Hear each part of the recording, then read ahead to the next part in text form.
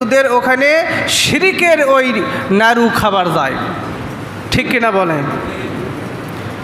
মুসলমানের জন্য হিন্দুদের দুর্গাপূজার অনুষ্ঠানে যাওয়া জায়েজ নাকি হারাম? বলেন জায়েজ নাকি হারাম? জেনে শুনে যেখানে শিরকের গুনাহ হচ্ছে, শিরক করা হচ্ছে, ইন্নাশ শিরকা লাযুলমুন আযীম, আল্লাহ বলেন শিরকের গুনাহ আমি আল্লাহ কখনো মাফ করব না। এই শিরক হচ্ছে মহা বড় জুলুম। সেখানে যুবকেরা যায়, মুসলমানের বাচ্চা হয়ে সেখানে ওই হিন্দুদের দুর্গাপূজার অনুষ্ঠানে যায়। ওই দুর্গাপূজা যেই দিন হয় বিকালবেলা সেজে গুজে, যেই দিন শেষ দিন, যেই দিন ওদের কী হয়, যেদিন ওদের মা দুর্গাকে যেদিন ওরা পানির মধ্যে ডুবায়, সেইটা দেখার জন্যেই আমি জুমার নামাজ পড়ে যাচ্ছি, গত বছরের কথা, দেখে একেবারে বৌসল নিয়ে সাজা গুজে যেইভাবে শ্বশুরবাড়ি যায় ওইভাবে যাচ্ছে। আমি বললাম ভাই কোথায় যাচ্ছেন? কথা কয় না। আমি বললাম কে ভাই, কথা কন না কে? করছে যে হুজুর না মেলার যাচ্ছি হুজুর। কিসের ভাই মেলা? করছে যে ওই যে দুর্গা পূজার মেলা। আমি বললাম কি ওইটা কি আপনার বাপের নাকি মেলা?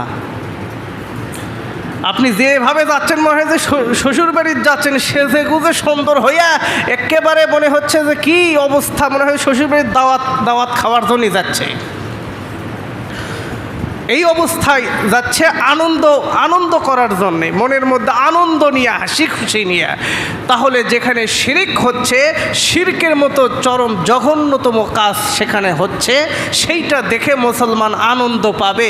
বলেন তো তখন এর মধ্যে কি ঈমান আছে? কথা বলেন। একজন ঈমানদার যখন খুশি মনে যখন কোনো শিরকের কাজের সাথে জড়িত হয়, ওই শিরকের কাজ দেখে যখন আনন্দ ফিল করে, এদের মধ্যে তখন কোনো ঈমান থাকবে না, তখন ওরা বেঈমান হয়ে যাবে। তখন ওদের ঈমান শেষ হয়ে যাবে। তার কারণ যেখানে আল্লাহ বিরোধী, ইসলাম বিরোধী, কোরআন বিরোধী এই জঘন্যতম শিরকের কাজ যেখানে হচ্ছে, সেইটা মুসলমান দেখার জন্য শত শত মুসলমান সেখানে ভিড় জমাচ্ছে। সেইটা দেখার জন্য মুসলমান টাকা খরচ করে যাচ্ছে। সেইটা দেখে আবার আনন্দ উপভোগ করতেছে। এইবার বলেন তো আমাদের মুসলমানদের বড় উৎসব সেইটা হচ্ছে ঈদুল ফিতর এবং ঈদুল আজহা। এই বছরে দুইটা ঈদ যখন হয়, এই বছরে দুইটা ঈদে